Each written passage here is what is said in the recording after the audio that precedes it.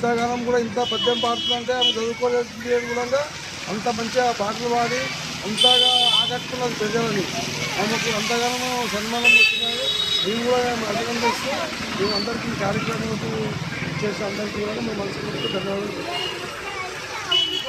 Sir మరి Upender Reddy sir నన్ను చాలా గౌరవించింది, అందరికి పరిచయం చేసింది. పోలీస్ సార్లు, కమిషనర్లు, మళ్ళీ కలెక్టర్లు.